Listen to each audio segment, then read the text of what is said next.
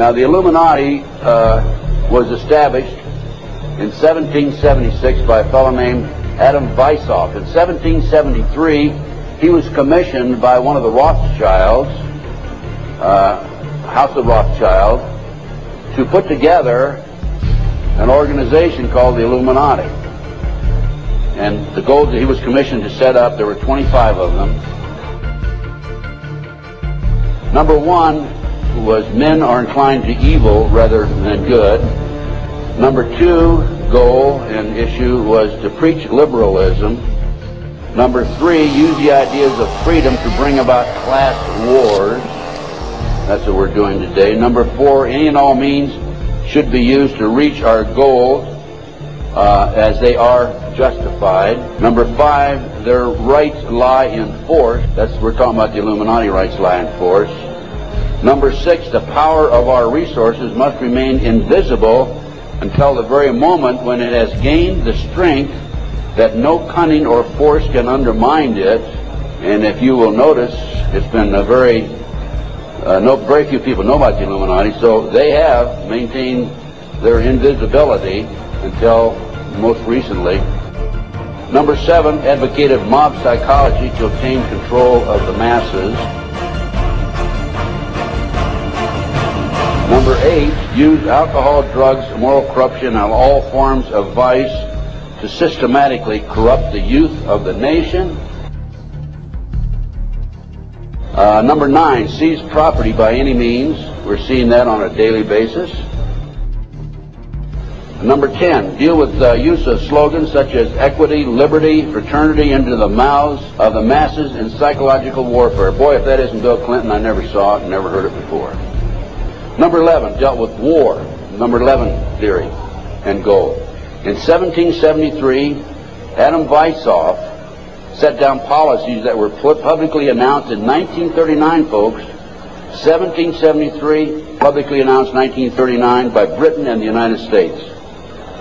And the war should be directed so that the nations on both sides are placed further in debt and peace conferences conducted so neither combatants obtain territorial rights. Yalta. Perfect example. Stalin, Roosevelt, Winston Churchill after World War II. Number 12. Told those present that they must use their wealth to have candidates chosen to public office who would be obedient to their demands and would be used as pawns in the game by the men behind the scenes. The advisors will have been bred, reared, and trained from childhood to rule the affairs of the world. We have that today without any question. The men behind the scenes. Number 13. Control the press. I documented that the mainstream media is being controlled by the big power people, by the phony politicians, by the bureaucrats, without any question about it. Number 14, their agenteurs will come forward after fomenting traumatic situations and appear to be the saviors of the masses when they are actually interested in just the opposite, the killing of the masses. Number 15, create industrial depression and financial panic, unemployment, hunger, shortage of food. Use this to control the masses or the mobs and use the mobs to wipe out all those who dare to stand in the way. Well, I'll tell you right now, every expert I've talked to is talking about food shortage. Number 16, infiltrate into the secret Freemasonry to be used for their purposes. That's been documented many times. Number 17, expound the value of systematic deception, use high-sounding slogans and phrases, and advocate lavish promises to the masses, even though they cannot be kept. Number 18, detail plans for resolution, discuss the art of street fighting, which is necessary to bring the population to a speedy subjection. Number 19, use their agentures as advisors behind the scenes after wars through secret diplomacy to gain control. Number 20, establish huge monopolies toward world government control. We're seeing that today, the huge monopolies. Number 21, use high taxes and unfair competition to bring about economic ruin by controlling raw materials, organize agitation among the workers, and subsidizing competitors. Number 22, build up armaments with police and soldiers sufficient to protect our interests. Number 23, members and leaders of the one world government would be appointed by the director. Number 24, infiltrate into all classes and levels of society, of government, for the purpose of fooling, bemusing, and corrupting the youth members of society by teaching them theories and principles that we know to be false. This is the outcome-based education program being shoved down our throats by the United Nations. Number 25, national and international laws should be used to destroy civilization. There's talk about the world population being decreased to 500 million, the United States population being decreased to 20 million. La transformation que nous avons engagée est une condition centrale, j'en ai la conviction, de la transformation de l'Europe tournée vers l'avenir et vers les peuples. Et la transformation de l'Europe autour d'une vision partagée est la condition d'un nouvel ordre mondial plus stable, apaisant les rivalités des puissances. Alors, que ce soit le désordre aujourd'hui, je crois que c'est pas niable. Désordre des monnaies, désordre des cours des matières premières, désordre des marchés boursiers et désordre maintenant de l'économie réelle. Donc l'urgence de définir un nouvel ordre, c'est quoi? C'est pas un ordre au sens militaire, international, c'est un ordre au sens monétaire d'abord. Cette crise marquera sans doute pour l'histoire le commencement véritable du XXIe siècle. Le moment où tout le monde aura compris qu'il était temps de changer, temps de donner un nouveau visage à la mondialisation, temps de construire un nouvel ordre mondial. Alors jamais la nécessité d'un nouvel ordre international n'a paru aussi nécessaire. Des sourires et des poignées de main qui en disent long. Hier soir à Londres, les dirigeants du G20 estiment avoir trouvé un accord historique. Un nouvel ordre mondial émerge et avec lui, nous entrons dans une nouvelle ère de coopération internationale. Mais en même temps, ne nions pas que nous avons besoin d'une gouvernance mondiale. Si on n'a pas aujourd'hui un gouvernement mondial, on ne peut pas parler sérieusement de démocratie. Or, nous n'avons pas... Donc elle a trouvé ses limites, la démocratie. Non, elle ne trouvera son accomplissement que lorsqu'elle sera une structure avec un gouvernement mondial, des gouvernements régionaux et des gouvernements locaux. Dans très très longtemps, on ne le verra pas. Je n'en sais rien, mais le gouvernement mondial, il est là. Simplement, pour ce qui concerne la gouvernance mondiale, ce sera du moyen terme, c'est-à-dire 4 à 5 ans. S'il y avait une chose que je voudrais voir apparaître en 2025, c'est la chose pratiquement la plus incorrecte à dire, c'est un gouvernement mondial. Aux États-Unis, à l'Europe, à l'ensemble des pays de la planète, de se doter d'une gouvernance mondiale dont nous voyons aujourd'hui qu'elle est essentielle pour résoudre les grands problèmes d'environnement. Et Barack Obama est engagé sur ces questions d'environnement. Il veut signer le protocole de Kyoto. Ouais. Eh bien, nous avons besoin de cette gouvernance mondiale. European tour. The Democratic presidential hopeful laid out his vision for America's place in a new world order. La forza vivificante della sua luce ti incoraggia ad impegnarti nell'edificazione di un nuovo ordine mondiale fondato su giusti rapporti etici ed economici. Je crois que c'est l'un des Rothschild qui a dit un jour: celui qui contrôle la monnaie d'une nation contrôle la nation. Parce que lorsque vous contrôlez la planche à billets, lorsque vous contrôlez les devises, vous avez le pouvoir de dicter sa conduite au gouvernement qui réagit aux pressions financières. So the ultimate goal that these people have in mind is the goal to create a one world government run by the banking industry, run by the bankers. And they're doing it in sections. The European currency, the euro, and the European Constitution is one part of it. Now they're trying to do it in America with the North American Union, right? And they want to create a new currency called the Amero, right? And the whole agenda is to create a one world government where everybody has an RFID chip implanted in them. All money is to be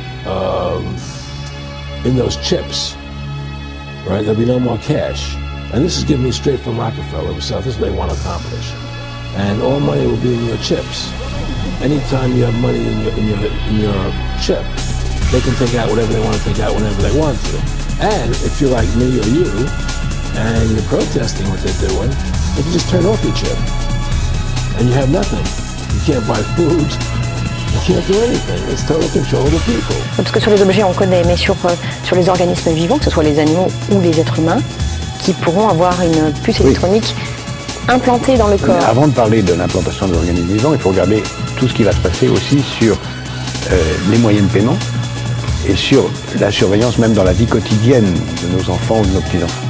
Before us, the opportunity to forge for ourselves and for future generations a new world order, a world where the rule of law, not the law of the jungle, governs the conduct of nations. When we are successful, and we will be, we have a real chance at this new world order, an order in which a credible United Nations can use its peacekeeping role to fulfill the promise and vision of the UN's founders. Le Nouvel Ordre Mondial se dit d'ici aux Nations Unies. C'est un gouvernement mondial. Ein Volk, ein Reich, ein Führer. Soit un peuple, une patrie, un chef. C'est par ces mots que Rudolf Hess a annoncé Adolf Hitler. C'est le rêve d'Hitler devenu réalité. C'est un cauchemar. C'est la pierre tombale de la souveraineté des nations. Ce bâtiment n'aurait jamais pu voir le jour sans l'aide de la Première et de la Seconde Guerre mondiale.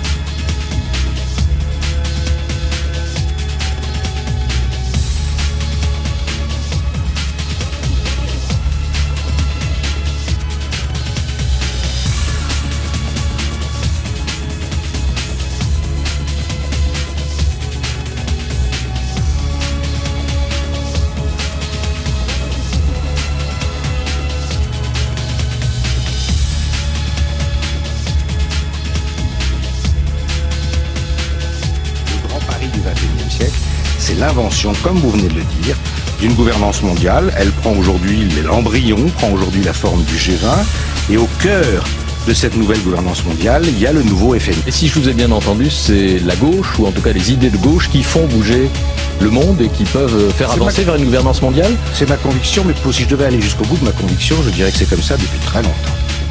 C'est Volton? Oui. C'est une idée de droite, la gouvernance mondiale. Vous trouvez? Très bien. Pourquoi c'est une idée de droite alors? Parce que c'est en fait c'est un espèce de pouvoir quand même énorme où l'individu et les nations n'ont plus donc les nations qui élisent leurs dirigeants n'ont plus grand chose à dire. On pensait que c'était complotiste de le dire il y a des années, mais aujourd'hui tous les leaders mondiaux, quand vous écoutez, parlent du nouvel ordre mondial, du gouvernement mondial, et disent que c'est souhaitable, et disent que c'est la solution à la crise, qui d'ailleurs crée eux-mêmes et aggrave eux-mêmes, pour justifier comme solution le gouvernement. Quand un homme politique ose dire à haute voix ce qu'avant il disait de façon cachée, c'est qu'il pense que c'est pratiquement gagné, vous voyez. Vous annoncez que vous allez faire quelque chose parce que vous avez déjà tout verrouillé, sinon vous le dites pas. Dans le business, c'est comme ça. Donc je pense qu'il faut viser le gouvernement mondial comme une stratégie. Et d'ailleurs, quand les gouvernements parlent du G20, c'est une illusion, une sorte de retard avant le gouvernement mondial. On va vers ça. Est-ce qu'on ira à la place de la guerre ou après la guerre? Je ne sais pas. Mais c'est ça qu'il faut viser. L'Ukraine, on est au bord On est absolument au bord de la guerre mondiale. De la guerre mondiale? Oui, parce que pour moi, enfin, je parle sous le contrôle des spécialistes, mais nous sommes dans une guerre civile, dont à mon avis on n'aurait pas dû se mêler. Une guerre civile entre les Russes pro-russes et les Russes différents qui sont en Ukraine, une partie des Ukrainiens. Et cette guerre civile peut, si on s'y laisse entraîner, conduire à une guerre mondiale. Absolument. Même si on peut imaginer, rêver d'un Jérusalem devenant capitale de la planète qui sera un jour unifié autour d'un gouvernement mondial. C'est un joli lieu pour un gouvernement mondial. Et je peux vous dire une troisième chose. On ira ensemble vers ce nouvel ordre mondial. Et personne, je dis bien, personne ne pourra s'y opposer.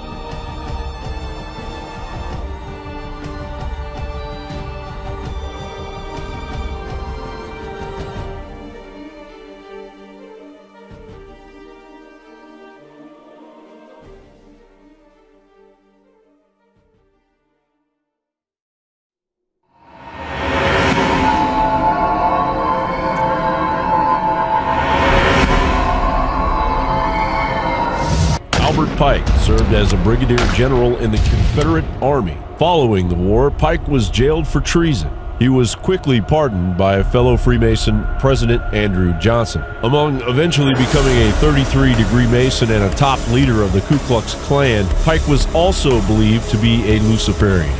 He claimed he was able to summon Lucifer at will as the Grand Master of the Order of the Palladium. Palladism, or traditional Satanism, an ancient Luciferian cult, was then introduced to the inner circle of the Masonic lodges. This influence has flourished into modern-day Freemasonry in the super rites of the upper degrees. Industry, entertainment, the CIA, Congress, and our military leaders are inundated with Freemasonic Palladism, or a Luciferian New World Order. What follows are the chilling predictions, or better yet, instructions of Albert Pike's 3 world wars, funded in great part by the House of Rothschild. From a letter that he wrote to 33-degree Italian Illuminati head and Mafia founder Giuseppe Mazzini, dated August 15, 1871. The First World War must be brought about in order to permit the Illuminati to overthrow the power of the Tsars in Russia, and of making that country a fortress of atheistic communism. The divergences caused by the agentures of the Illuminati between the British and Germanic empires will be used to foment this war. At the end of the war, communism will be built and used in order to destroy the other governments, in order to weaken the religions. The Second World War must be fomented by taking advantage of the differences between the fascists and the political Zionists. This war must be brought about so that Nazism is destroyed and that the political Zionism be strong enough to institute a sovereign state of Israel in Palestine. During the Second World War, international communism must become strong enough in order to balance Christendom, which would be then restrained and held in check until the time when we would need it for the final social cataclysm. The Third World War must be fomented by taking advantage of the differences caused by the agentur of the Illuminati between the political Zionists and the leaders of the Islamic world. The war must be conducted in such a way that Islam, the Muslim Arabic world, and political Zionism, the state of Israel, mutually destroy each other. Meanwhile, the other nations, once more divided on this issue, will be constrained to fight to the point of complete physical, moral, spiritual, and economical exhaustion. We shall unleash the nihilists and the atheists, and we shall provoke a formidable social cataclysm which in all its horror will show clearly to the nations the effect of absolute atheism, origin of savagery and of the most bloody turmoil. Then, everywhere, the citizens obliged to defend themselves against the world minority of revolutionaries will exterminate those destroyers of civilization, and the multitude, disillusioned with Christianity, whose deistic spirits will from that moment be without compass or direction, anxious for an ideal, but without knowing where to render its adoration, will receive the true light through the universal manifestation of the pure doctrine of Lucifer, brought finally out in the public view. This manifestation will result from the general reactionary movement, which will follow the destruction of Christianity and atheism, both conquered and exterminated at the same time. A bizarre letter indeed. And a red flag may have gone off when you heard the term Nazism, but the term Nazism was known to those in the Illuminati at that time. Will we allow this madness to unfurl unabated, or will we put a halt to it before it's too late? John Baum, Infowars.com.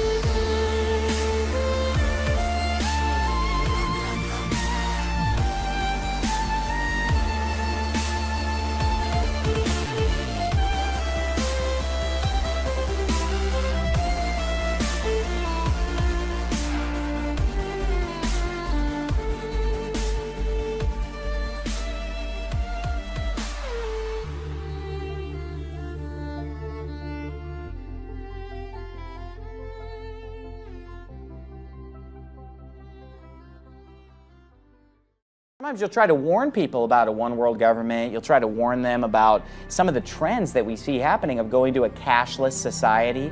There are so many Christians who, when you talk to Christians about a one-world government, or when you talk to them about a cashless society and all these different checkpoints that are being set up and the police state, they call you a conspiracy theorist, and I'm sure you've been called a conspiracy theorist through the years.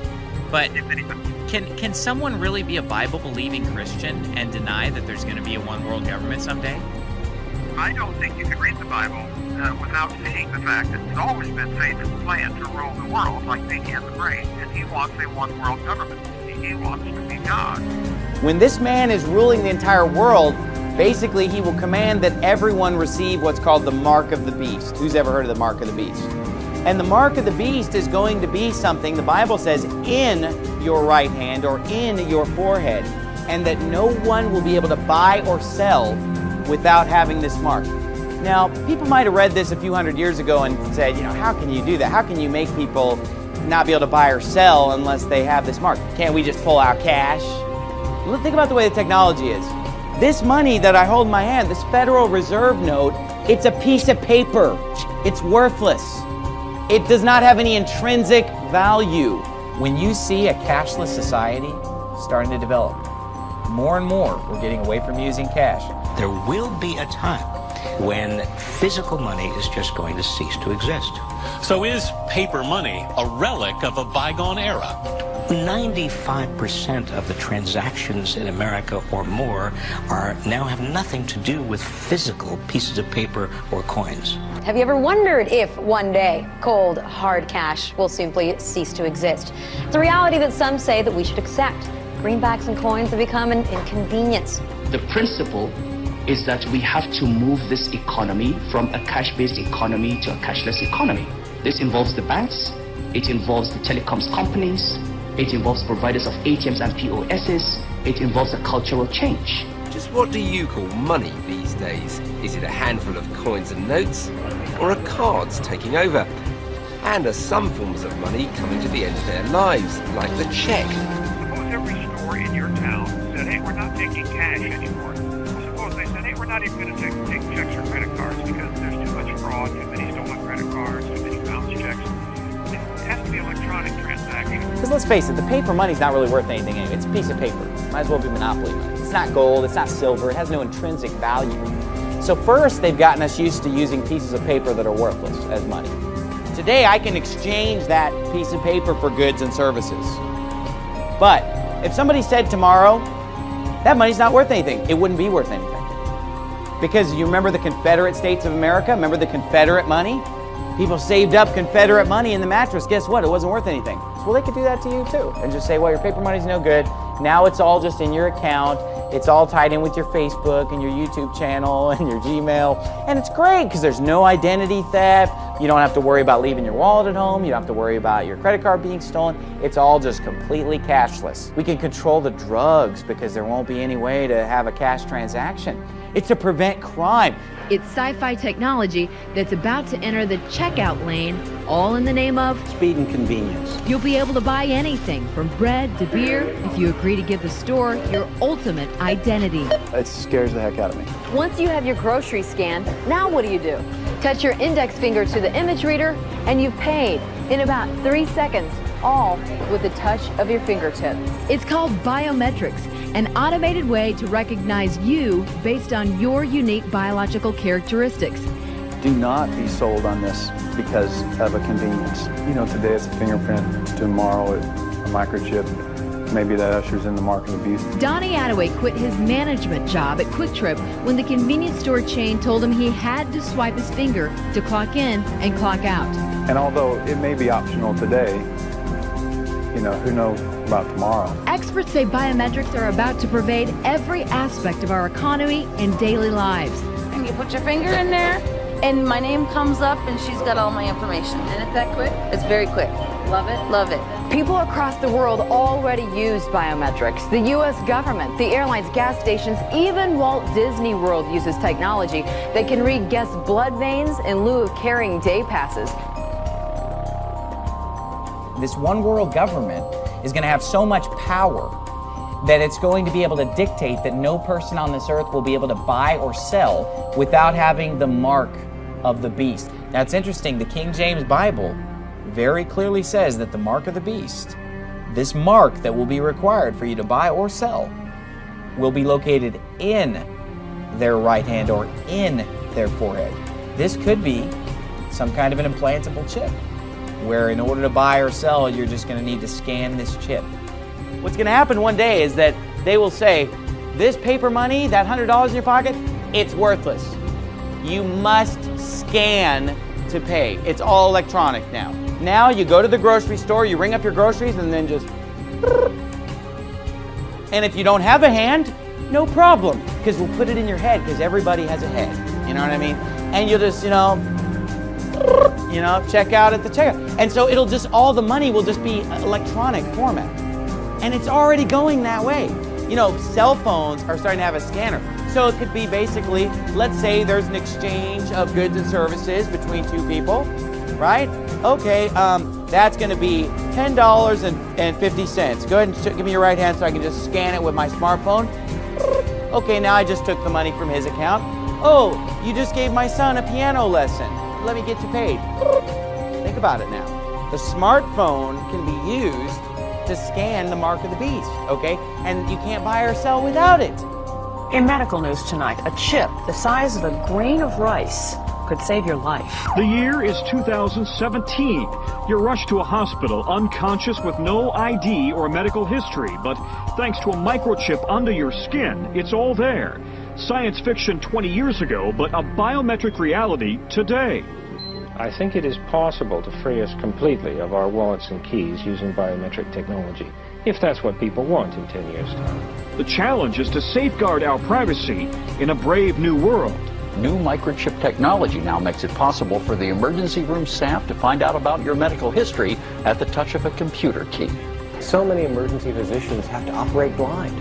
We have to make medical decisions not knowing what medicines you take or what allergies you have. Harvard Dr. John Halopka says this radio frequency identification chip may solve that problem. He had it implanted in his right upper arm. A scanner reads an identification number. Those 16 digits are then entered into a secure website where his medical history is stored. EMT worker Brian Orsatti says the chip could help emergency workers. One of the big things is if you ever have some type of trauma patient where they come in and they're unable to give you their information and or their medical history. Dr. Halopka says the benefits are clear. I'm a rock climber and I believe that if I fall off a cliff and you find me unconscious, the comfort of being able to scan me and figure out who I am outweighs my concern for privacy. The chip is encased in unbreakable glass and is about the size of a grain of rice. The procedure is done with anesthesia and is relatively pain-free. It's like putting a knitting needle under your skin. But in this case, he says getting something under your skin is a good thing. It starts like this. Here's his cat. 5 years later, we found out she's back. Then somebody said, well, if it's good enough for a cat, Suki, I've got mom and dad at home, and dad kind of wanders off sometimes, and maybe we could put in a microchip with his medical records in case something ever happens. Sounds good. And then somebody says, well, if it's good enough for my cat, good enough for grandma and grandpa, what about my baby? No more Amber Alerts. Never having to worry about that fear of an abducted child. And then we say, well, you know what? Maybe we should have them. And on that chip, we're going to have everything. Credit cards, driver's license. Think about it, Metro card. Thinking. No more wallets. Think about this. You don't carry keys anymore. So the question I want everybody at home to ask is that a good idea? Because that's where we're going next. It's too sci-fi for me, I'm telling you that. It's here. I know it's here with pets and in a limited basis, but for humans but and your child. Your child, I mean, come on. People in the past might have wondered, how could this be implemented? How do you stop people from buying or selling if they don't have a mark? But we see now the technology developing that would make it very easy for no one to be able to buy or sell without having this mark. And guess what? Most people only have like 7 days of food in their house, or 10 days of food in their house. So if you can't buy or sell, you're going to be in a world of hurt. And basically the Bible says there's also going to be a law that says if you won't worship the Antichrist, you'll be killed. Okay, this guy's great. He's doing a lot of great things. He's bringing people together. Only one catch. Get on board or be put to death. when you hear about that, when you look at that, you probably say, well, in that case, I mean, I guess we're all going to die, you know, that are believers, I mean, those that believe on Christ. I guess we're all going to be beheaded. And the Bible talks about us being beheaded. We're all going to be beheaded, but here's the thing. If this were allowed to continue, yeah, you're right, all believers would be killed. Because think about it. Look at the technology. Look at the surveillance cameras that are going up everywhere. The satellites. Now the police are using drones with cameras to fly around and spy on you. Have you seen that? Surveillance drones. You have them now they're installing microphones at street corners where they can listen in to what you're saying. And it's like the dystopic novel 1984. That's the way our country is going, to where it's a total surveillance society. Used to be you just got on an airplane. Now you got to be molested by the TSA. Now you got to go through a naked body scanner. Now you got to be scanned. You got to be patted down. You've got to have ID with you at all times, and police are constantly, where's your ID? There, your papers. Your papers are not in order. You know, and that's the country that we're living in now. And so what I'm saying is that this is going to continue to the point where it's going to be really hard to escape this prison planet. But let me say this, we will not all be killed. Many will be killed, don't get me wrong. Many Christians will be beheaded and killed for the cause of Christ. But I'll say this, we will not all be killed because this will be cut short. And the Bible says, except those days should be shortened, there should no flesh be saved. But for the elect's sake, they shall be shortened. And the Bible says that in the midst of this, Jesus Christ will return. Remember we talked earlier about the second coming of Christ. He will return just when they think they've defeated Christianity, they've got their global government, they've got their one world government with Satan at its head. Jesus Christ comes in the clouds, and that's when the rapture takes place. And that's when he begins to pour out his wrath on this earth. And you can read about it in Revelation. He's going to be turning water into blood. He's going to be scorching the trees and grass. He's going to be sending these locusts from hell that are going to be stinging people with tails like scorpions. You know, if you've read the book of Revelation, if you haven't read it, I would strongly recommend it. And don't read the NIV, you know, read the King James Version, okay? If you're going to take the time to read it, why don't you read the real thing, okay? Accept no imitation. Bonjour, et bienvenue à vous tous, sur la chaîne de Odyssée. Voici une vidéo, qui a été posée sur les sites anglo-américains, le mercredi 20 août 2014. Dans cette vidéo, vous allez comprendre la triste réalité des choses, de ce qui se passe en ce moment, les mauvaises interprétations de tous les textes religieux confondus, etc. Car comme vous le savez, la secte des Illuminati est bien réelle, et ils utilisent cette triste réalité, pour causer l'effondrement de toutes les connaissances archéologiques, religieuses et conceptions scientifiques classiques. De nouvelles découvertes démontreront aux gens l'erreur fondamentale des doctrines religieuses traditionnelles. Cette falsification de l'information aura pour but de convaincre tous les peuples que leurs enseignements religieux ont été mal interprétés et détournés depuis des siècles. Il s'agit d'une phase de préparation psychologique visant à détruire les fondements des religions traditionnelles. Donc, voici la vidéo, que je vous ai traduite en voix française. Le monde dans lequel nous vivons, est un mystère pour la plupart des gens vivants aujourd'hui. Et très peu de gens connaissent la vérité, sur notre histoire de l'univers, et notre existence. Personne, en dehors d'une société secrète, connaît la vérité. Afin que nous sachions la vérité, il ne faut pas oublier, que nous avons été élevés à croire ce qu'on nous a appris dans nos écoles. Souvenez-vous, depuis Adam et Ève, Lucifer combat Dieu en s'attaquant à sa créature préférée, l'humain. Il n'a eu de cesse que de corrompre, salir, avilir les hommes, les conduire à la haine, et au désespoir par les guerres, l'orgueil et la corruption. Aujourd'hui, Lucifer est, en apparence, le grand vainqueur du combat, qui l'oppose aux forces du bien. Il règne sur la terre, et va bientôt pouvoir mettre en place son fameux nouveau gouvernement mondial, avec comme chef, l'Antéchrist. Je vous rappelle que le pouvoir occulte qui dirige notre monde est constitué à sa tête de la secte des Illuminati. Les Illuminati sont dirigés par les 13 familles les plus puissantes du monde, qui en constituent le pouvoir suprême, et leur organe de commandement est le Conseil des 300.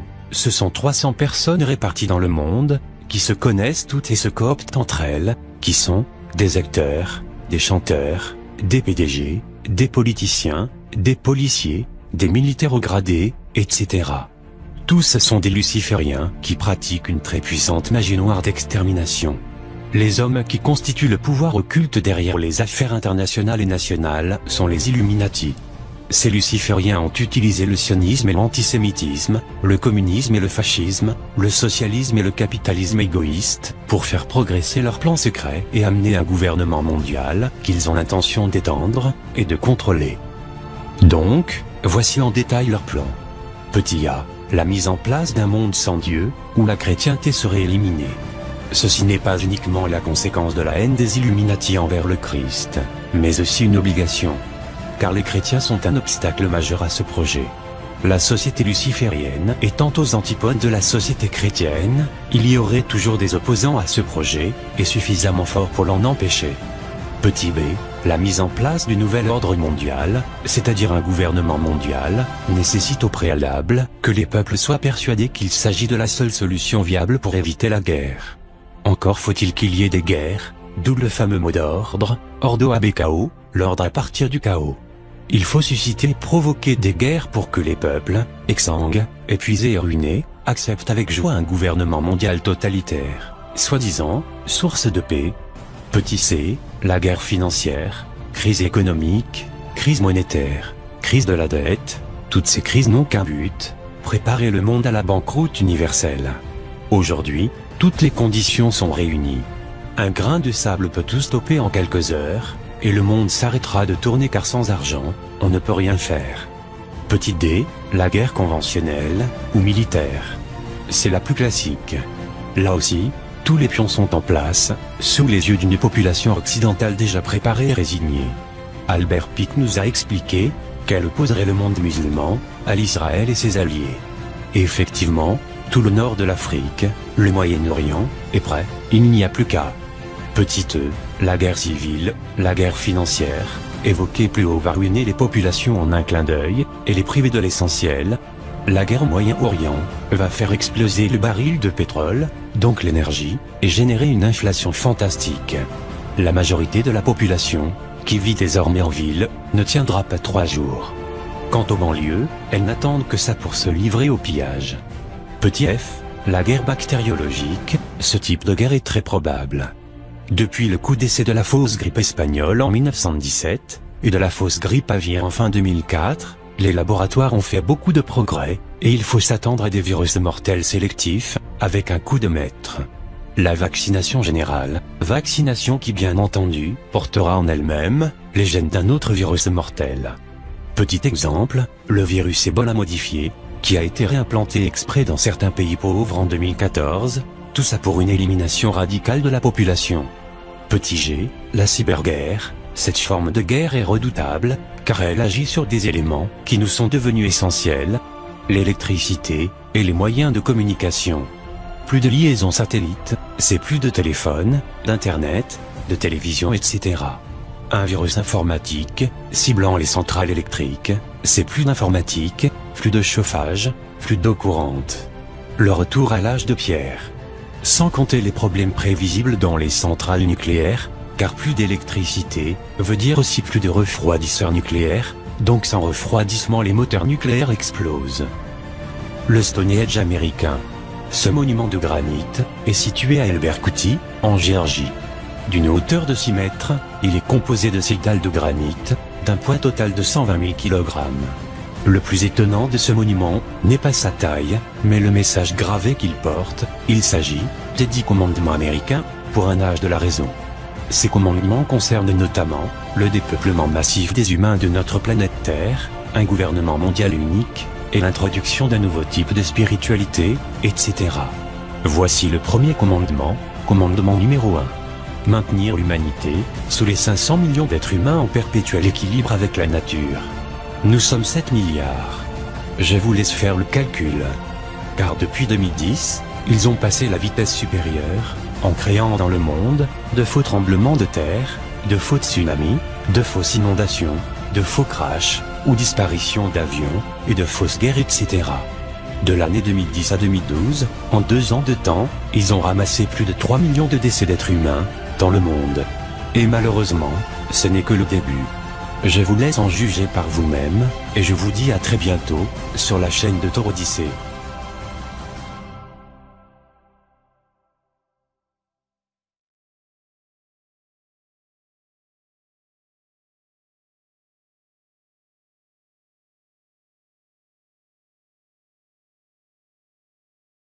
Je me permets d'émettre, avec une profonde formation humaine et chrétienne, des éclaircissements regardant notre temps actuel. Mais enfin, que se passe-t-il dans notre monde? Cela mérite une explication, mais c'est très simple et je vous le développe. Il y a plusieurs siècles, l'empereur Constantin désirait créer un nouvel ordre mondial, car l'Empire romain commençait à s'effriter. Voyant que le christianisme devenait une entité dominante, il l'a pris comme pilier de son ambition politique. Afin de concrétiser son objectif, il convoqua le concile de Nicée en 325. Il prit soin de conserver les anciennes religions païennes pour ne pas heurter aux diverses sensibilités. Le gnostisme, le zoroastisme, le mitraïsme, ainsi que des pratiques de religion babylonienne et égyptienne. Ce syncrétisme religieux prit le nom de catholicisme, en grec katholikos, qui signifie universel, et fut sous l'autorité papale qui commençait à prendre du pouvoir et de l'argent pour s'affirmer définitivement au courant du IXe siècle. Cette tour de Babel dura un certain temps. Il y avait également dans l'Empire la monnaie unique. La hiérarchie catholique romaine, maîtresse en la matière, inventa une série de légendes autour de l'empereur Constantin.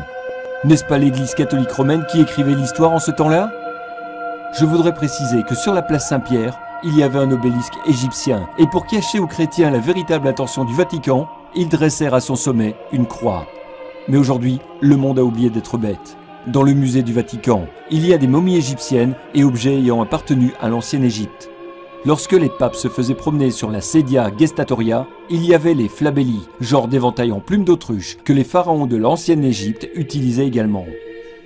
Ceci disparaîtra avec la réforme liturgique en 1962. Le monde en éveil et en évolution n'aurait plus accepté ces pratiques. Aujourd'hui, un autre groupe, les Illuminati, société secrète où les puissants de ce monde se retrouvent en catimini régulièrement pour décider du destin de l'humanité.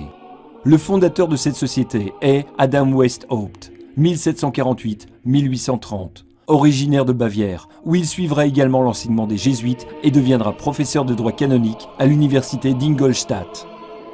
Un groupe se formera, Bilderberg, où David Rockefeller en sera le cofondateur. Ce groupe comprend les Bush, les Rothschild, les Harriman, les Russell, les Dupont, les Windsor et d'autres familles royales européennes. Pour terminer, le pape de Rome retrouvera comme au IVe siècle son rôle de chef et de guide dans le syncrétisme religieux.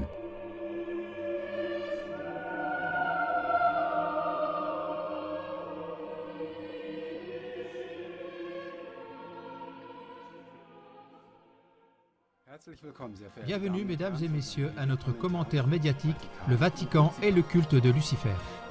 Ce qui a été découvert en 1992 déjà dans le plus grand journal mexicain Proceso excite à nouveau les esprits ces jours-ci. Par la bouche du grand commandeur du Conseil supérieur des francs-maçons du Mexique, Carlos Vázquez Rangel, on a entendu la chose suivante, je cite littéralement: « Dans l'espace des 8 bâtiments dont se compose le Vatican, il n'y a pas moins de 4 loges de la franc-maçonnerie écossaise. » En ce contexte, un père a dit que dans certains pays où l'Église ne peut pas agir, ce sont justement ces loges maçonniques qui gèrent là-bas en secret les affaires du Vatican. Dans le cadre des recherches et d'un travail d'information à grande échelle, ces jours-ci, de par le monde sont rassemblées des preuves lourdes qui apportent des révélations stupéfiantes sur cette relation étroite du Vatican avec la franc-maçonnerie écossaise. Les luttes entre l'Église catholique et la franc-maçonnerie durant des dizaines d'années n'étaient-elles que des simulacres de combat devant le public? De même, on a caché au public qui a été le créateur de la forme actuelle du plus grand rite maçonnique, celui qu'on appelle le rite écossais. Ce n'était personne d'autre qu'Albert Pike. Albert Pike, sataniste pratiquant, était aussi connu comme cofondateur de l'Église satanique. Entre 1859 et 1891, Albert Pike était le grand commandeur de la franc-maçonnerie écossaise. C'est justement cette relation non négligeable qui émeut les esprits tout autour du globe ces jours-ci. À savoir qu'Albert Pike écrit dans son ouvrage « Morals and Dogma ». Yes, Lucifer is God. Lucifer, God of light and God of good, is struggling for humanity against Adonai, the God of darkness and evil. Oui, Lucifer est Dieu. Lucifer, Dieu de la lumière et du bien, lutte pour l'humanité contre Adonai, le Dieu de l'obscurité et du mal. En d'autres termes et sans équivoque, Albert Pike associe le bien à Satan, c'est-à-dire au diable, et le mal au Dieu créateur. Cependant, ceci est très préoccupant pour beaucoup de personnes. Tandis qu'une rivalité constante entre le Vatican et la franc-maçonnerie a été attestée vers l'extérieur, il est venu au jour que le pape de 33 jours de ce temps-là, Jean-Paul I, qui était prétendument la victime d'un rituel de sacrifice, était lui-même un franc-maçon actif. Jean-Paul I a recommandé le franc-maçon Lucifer Carducci comme idéal pour la jeunesse, alors que c'est du cru de ce dernier qu'est le fameux hymne satanique. Et déjà des mitres et des couronnes tressaillent. Salut Satan aux rébellions, ô puissance vengeresse de la raison. Carducci était le fondateur de la propagande franc-maçonnique en Italie et il a constitué la Propaganda Due, la loge P2 à Rome, dont le cardinal Marzinus, un Voicilla Intimus, a aussi fait partie plus tard. En janvier 1996, le Grand Orient d'Italie a proposé le prix Galileo Galilei au pape Jean-Paul II. C'est la plus grande distinction de la franc-maçonnerie italienne. Motivation: la personne ainsi honorée a toujours pris fait et cause pendant son pontificat pour les valeurs de la franc-maçonnerie universelle. Regardez dans les émissions suivantes d'autres témoignages du culte secret de Lucifer dans l'Église catholique qu'on discute actuellement beaucoup. Pour mieux comprendre, nous comparons d'abord l'énoncé exact du lexique au mot Lucifer. Car jusqu'à présent, on ne connaît le nom Lucifer que par le latin d'Église. Depuis toujours, ce nom avait la réputation d'être le nom propre de Satan, à savoir du diable. Si maintenant ce nom se manifeste de plus en plus ouvertement dans l'adoration en latin, ces choses sont donc des présentations déjà très claires. Mais lisez et voyez vous-même. Lucifer, latin d'Église, Lucifer, le diable, Satan, définition du lexique. Depuis toujours, le lexique définit Lucifer comme le nom du diable ou Satan en latin d'Église. Alors que le chantre chante en latin clairement et ouvertement Lucifer lors de la messe pascale dans l'Exulté, les textes allemands des livres de cantiques catholiques masquent le nom Lucifer avec le mot « étoile du matin ». La Bible latine, la Vulgate, quand elle parle de Jésus comme étoile du matin, n'utilise nulle part le mot Lucifer, mais exclusivement Stella Splendida Matutina. C'est pourquoi la découverte de cette dissimulation évidente de Lucifer est en train de soulever un tollé mondial. Si on reste fidèle à la définition très ancienne du lexique, le chantre catholique ne chante dans sa liturgie rien d'autre que Lucifer. Il apparaît le matin avec ses flammes. Ce Lucifer, je souligne, celui qui ne connaît pas de défaite. Christ, ton Fils, celui qui est revenu d'en bas. Il a illuminé de gaieté la famille humaine, et il vivra et régnera pour l'éternité.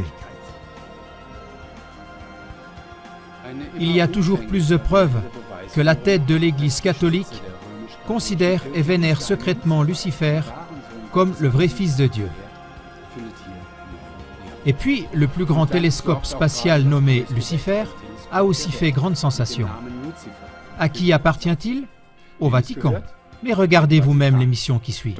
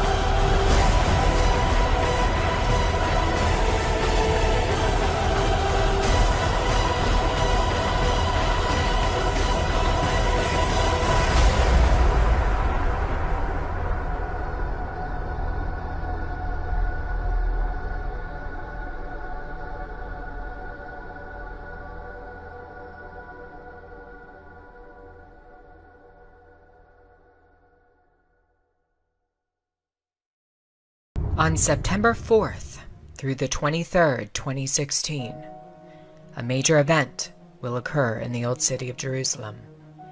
It will bring together actors, artists, musicians, and persons in the media from around the world. What on earth are they planning to do in Jerusalem? At an event that ends on September 23rd, leaders from Roman Catholic, Muslim, and Jewish communities will gather for one of the longest interfaith services in history, right there in the Old City of Jerusalem, right there where the Lord Jesus walked, right there where the temples once stood. They will offer worship to a God under the banner of ecumenism. It is there they plan to do away with categories of religion and ignore differences. The service will combine 3 monotheistic faiths under one roof in a house of worship for all believers. One part of the event will occur from September 5th through the 11th and will bring together Jew, Muslim, and Christian under, quote, a passion for Jerusalem, in which they can all coexist temporarily under the wings of the Almighty, unquote.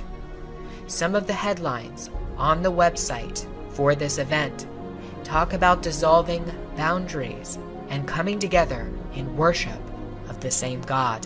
Another part of the event will occur from September 12th through the 23rd. The leaders of this event, which is called Makudeshet, will perform an 11-day consecration.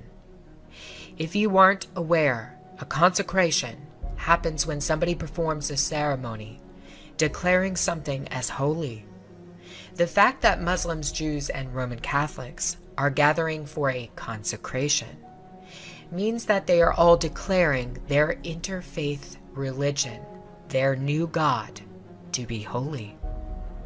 This is not good and may signal the beginning of the one-world religion that Pope Francis has worked so hard to achieve in the year 2016. The Vatican, indeed, is one of the chief proponents of the ecumenical movement around the world and in Israel. For the past 3 years, Pope Francis has worked tirelessly toward a new world religion in which all denominations are brought together as one. If you look at Francis's outreach over the past 3 years, and specifically in 2016, you'll find somebody who has openly condemned evangelical Christianity and the belief that you must have a personal relationship with Jesus. He has openly warned that this belief is dangerous. He has also equated the spread of the gospel under evangelical Christianity to jihadism. In the meantime, he has done quite a bit of outreach to every other religion in the entire world. Why is this happening? The extent of Francis's outreach to other denominations in 2016 alone has been mind-boggling. In February, Francis held an emergency meeting with Patriarch Kirill of Russia for the first time since the 1054 Schism. Kirill then went directly to Antarctica, where he performed a bizarre religious ceremony consecrating the land and water surrounding the continent. Francis has also done outreach to Patriarch Bartholomew of Turkey, in which both leaders voiced support for the migrant crisis and called for more migrants to enter Europe. In May, Francis met with Al-Azhar of Egypt, who is the head of Sunni Islam. In January, Francis became the 3rd pontiff ever to visit Rome's major synagogue. He has also hosted Jewish religious and political leaders at the Vatican. In June, Francis outreached to the Armenians. In July, Pope Francis visited Poland and told all of the young people in the audience to, quote, believe in a new humanity. In August, Pope Francis won a huge initiative with U.S. Lutherans. A document called the Declaration of the Way was passed by a majority of 931 to 9. It recognizes that there is no longer church-dividing issues between Lutherans and Roman Catholics. This means that 3.7 million U.S. Lutherans are now absorbed into the New World Religion. Also in July, Francis was the driving force behind a ceremony in the United States called Together, organized to bring all Christians in front of a 6,660-inch obelisk, or the phallus of Osiris, for worship. One of the major symbols we saw at Together 2016 was the Ouroboros, which is the serpent eating its own tail. The earliest legend of the Ouroboros has to do with the coming of Osiris, the god of the underworld. The Ouroboros is a highly occult symbol signifying the end of an eon, or the end of time. In occultism, the end of one eon usually results in a reset, brought about by some cataclysmic event. When used together, the obelisk and the Ouroboros show us the coming of Osiris to inhabit his temple at the beginning of the next eon, which is the start of the Golden Age. The fact that this symbol was put on display throughout Francis's Together 2016 event is very demonic. What is Francis doing, and why is he doing it? The answer is that he's merely carrying out a role, playing his part in the creation of a new world religion. In previous videos, I have discussed a book written in 1908 by a man who was ill for much of his life. He writes about how a character named Father Francis defects from Roman Catholicism to follow the Antichrist. In this book, Father Francis would become the leading proponent of the New World Religion and worship of the Antichrist. Just recently, Francis has used death of one of his priests in France and an assault on another priest in Belgium to invite Muslims into Christian cathedrals and churches for worship. For the past month, throughout Europe, since the attacks on the Catholic clergy, there has been a major drive by Francis to bring together Muslim and Christian, and his efforts are working. He isn't attempting to evangelize these Muslims and to convert them. Instead, he is allowing them to bring worship of Allah into the churches in Europe. It has been prophesied that a religion of the New World Order would be established. It would dissolve boundaries between faiths. All would come together, united, in worship of the false light. There are Luciferians in history who predicted that Christianity and all religions would eventually collapse, making way for the religion of pure Luciferianism. A couple of these individuals was Luciferian and 33rd degree Grand Wizard Albert Pike, as well as Luciferian Helena Blavatsky. She viewed Christianity as a major challenge to the agenda of unveiling a new world religion.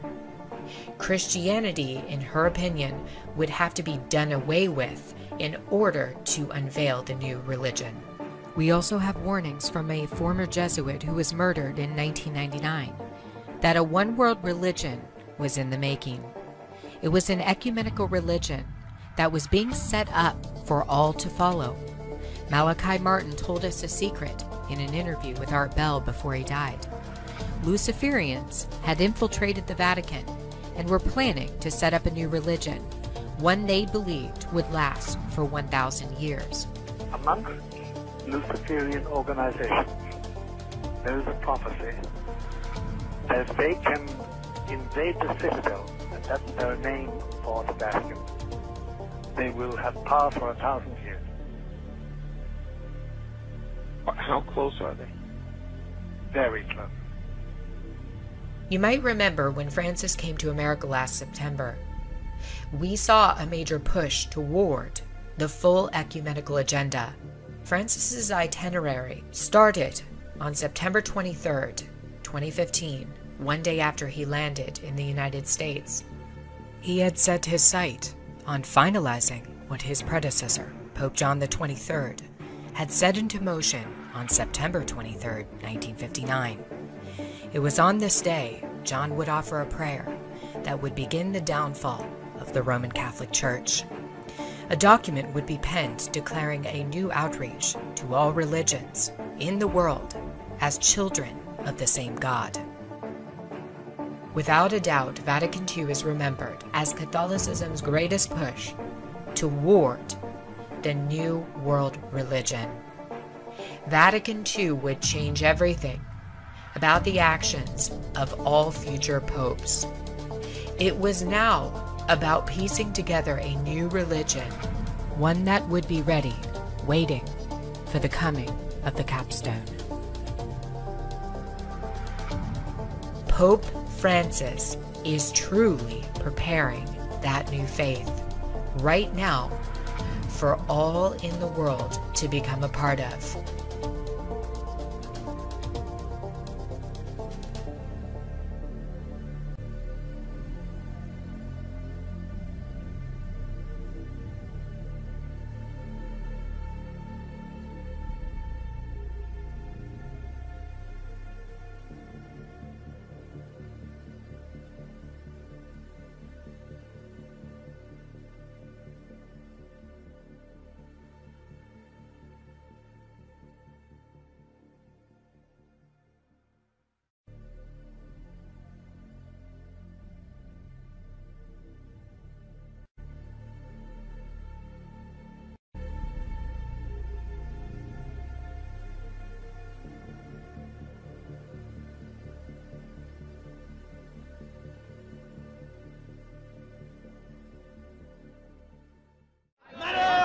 Scribes et pharisiens, hypocrites que vous êtes, parce que vous fermez aux hommes le royaume des cieux.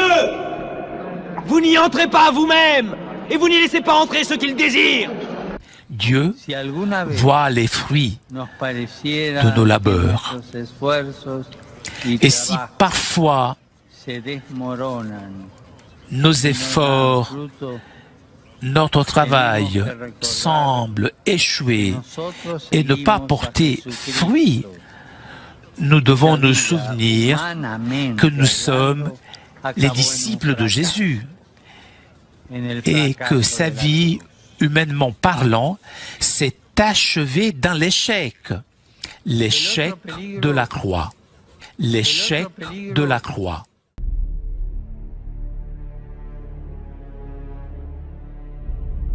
Volta capita di sentire qualcuno dire io credo in Dio, credo in Gesù, ma la Chiesa non mi interessa. Quante volte abbiamo sentito questo? Questo non va.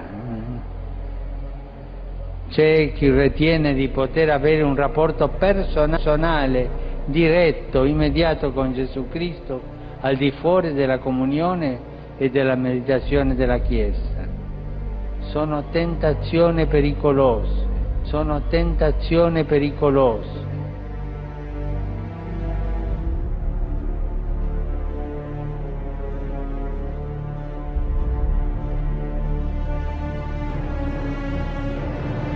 Conducteurs aveugles! Vous coulez un insecte et vous avalez un chameau! Vous vous pliez devant la lettre de la loi et vous trahissez le cœur de la loi! Justice, miséricorde, fidélité. Vous ressemblez à des sépulcres blanchis qui paraissent beaux au dehors, mais qui au-dedans sont pleins d'ossements, de morts et de toutes espèces d'impuretés. Vous voyez ces pierres? Eh bien, je vous le dis en vérité, il ne restera pas ici pierre sur pierre qui ne soit renversée.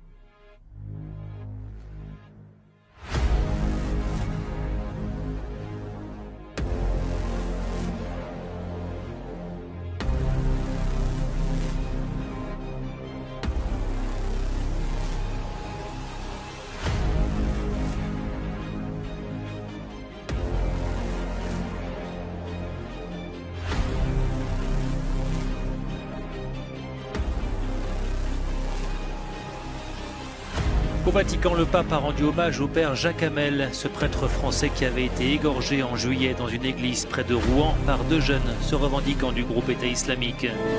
Lors de la messe, François a rappelé que le père avait été tué car il était chrétien. J'aimerais que toutes les religions du monde disent que tuer au nom de Dieu est satanique. Dicessero uccidere in nome di Dio è satanico.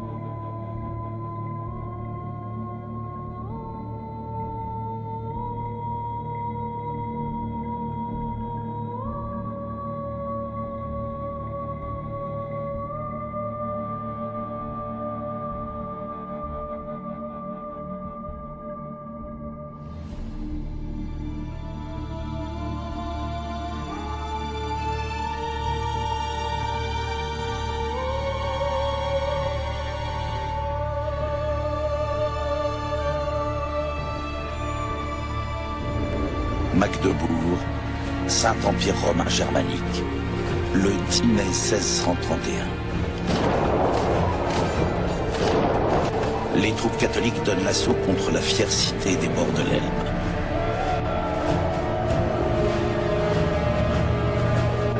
Leur cri de guerre, Jésus-Marie. Leur butin sera abondant, leurs victimes au nombre de 20 000. Des hommes, des femmes, des enfants brûlés vifs ou massacrés sans pitié. Magdebourg compte encore des survivants. Pour eux, le cauchemar est loin d'être fini. La ville offre un spectacle effroyable. L'odeur des cadavres brûlés envahit les rues. On fouille à nouveau caves et ruines à la recherche de butin. On emporte tout ce qui peut avoir encore de la valeur. La folie meurtrière reprend de plus belle. Les survivants sont chassés, massacrés, violés.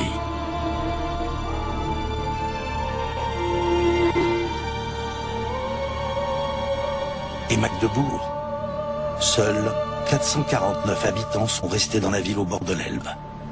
La reconstruction durera plusieurs décennies. Jamais Magdebourg ne retrouvera sa puissance, ni sa grandeur d'antan.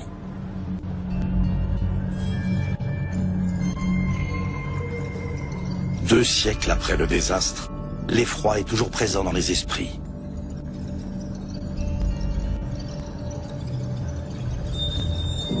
Un tableau immortalise cette descente aux enfers. Viols, pillages, prises d'otages et infanticides sont à jamais gravés dans la mémoire de l'Europe.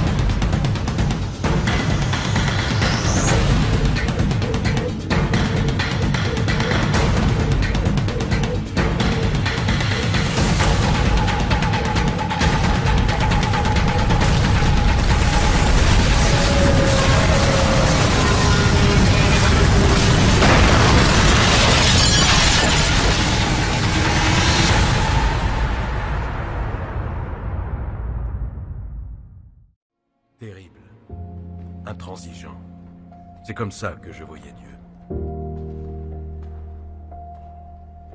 Nous punissant dans cette vie, nous livrant au purgatoire après la mort, condamnant les pécheurs à brûler en enfer pour l'éternité. Mais j'avais tort.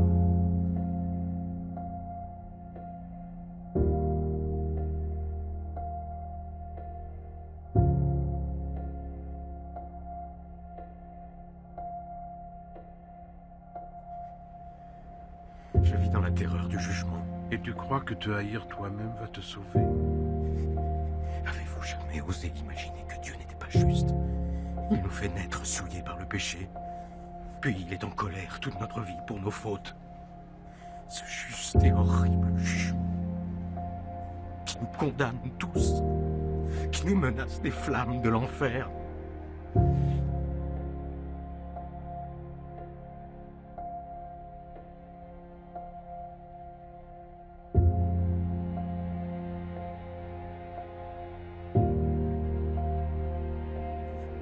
Je sais, c'est un péché de le penser. Ce n'est pas un péché.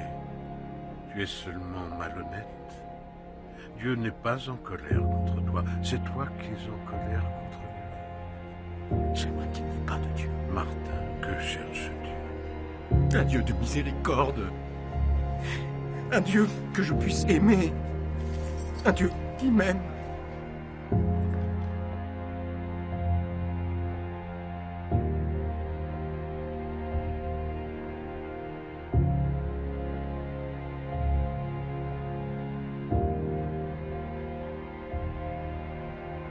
Ceux qui voient un Dieu en colère ne le voient pas en vérité, mais le voient à travers un rideau, comme si un sombre nuage d'orage avait été tiré de son visage. Si nous croyons vraiment que le Christ est notre Sauveur, alors nous avons un Dieu d'amour, et voir Dieu avec foi, c'est regarder son cœur bienveillant. Alors quand le diable vous jette vos péchés au visage et déclare que vous méritez la mort et l'enfer, dites-lui ceci.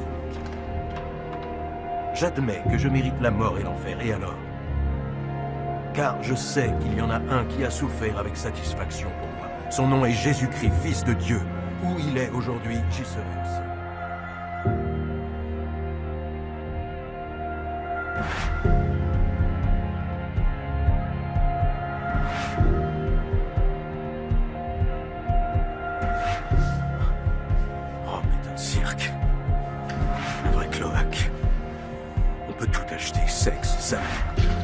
Il y a des lupanards, rien que pour le clergé. Comme il y en a certainement à Leipzig. Une église a les pièces pour lesquelles Judas a vendu notre Seigneur. 100 ans de purgatoire en moins, chaque fois que vous en embrassez une. Et tu crois Rome de tel? Il y a des rumeurs sur le Saint-Père lui-même, qu'il est assoiffé de pouvoir.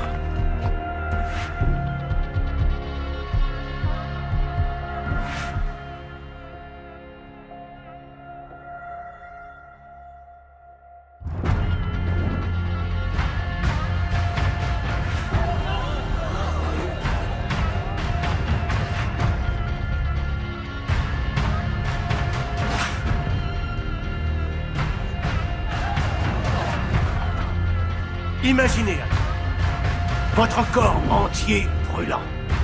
Pas pour une simple nuit, ni pour une semaine, mais pour toute l'éternité. Allons-nous être épargnés des flammes de l'enfer lors du jugement dernier?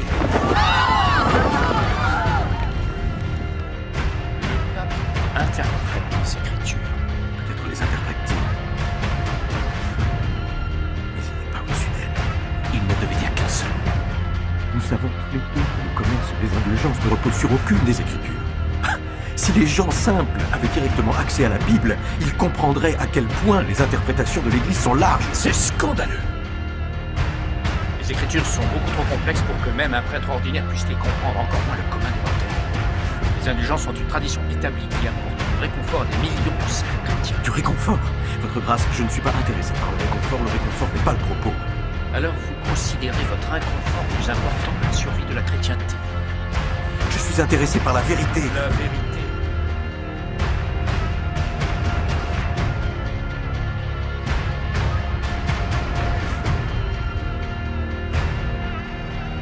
Silence dans la salle! Silence! Faites silence!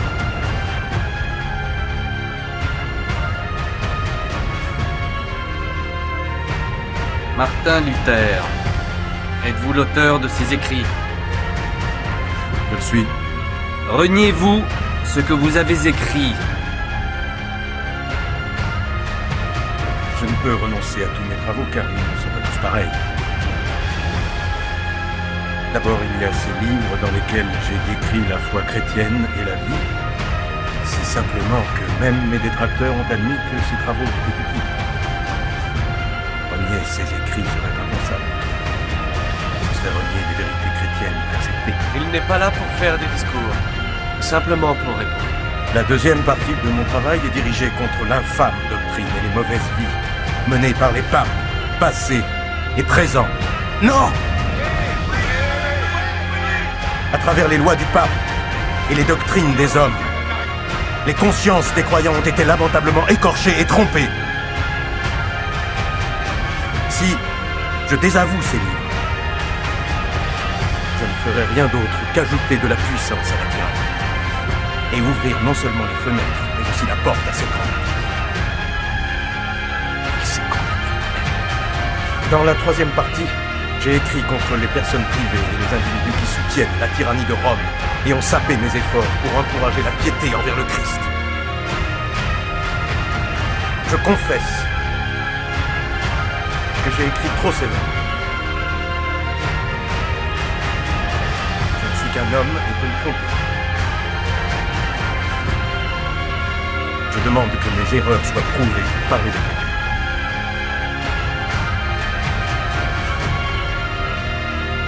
Je renierai mon travail et jetterai mon feu. Vous n'avez pas répondu à la question. Vous, Martin Luther, vous n'allez pas semer le doute sur des enseignements déjà jugés par l'Église catholique.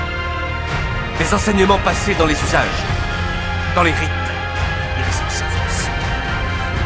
La foi que le Christ, le plus parfait des législateurs, a édictée.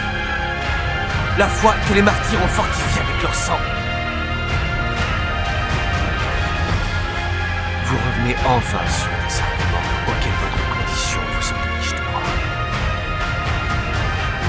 Alors donnez votre réponse.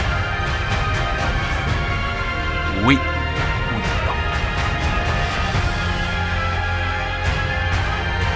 non. Reniez-vous ou ne reniez-vous pas?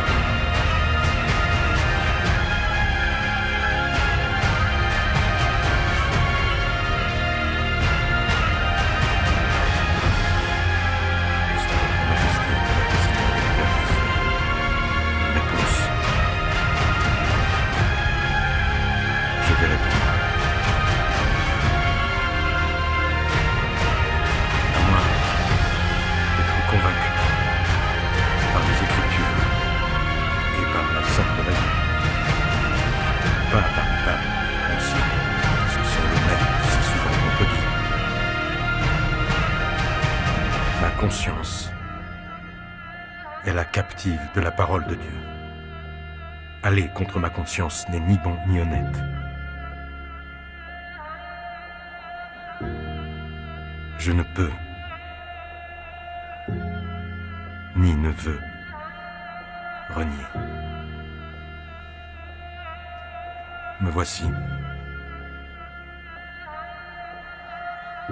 Je n'ai pas d'autre choix. Que Dieu me soit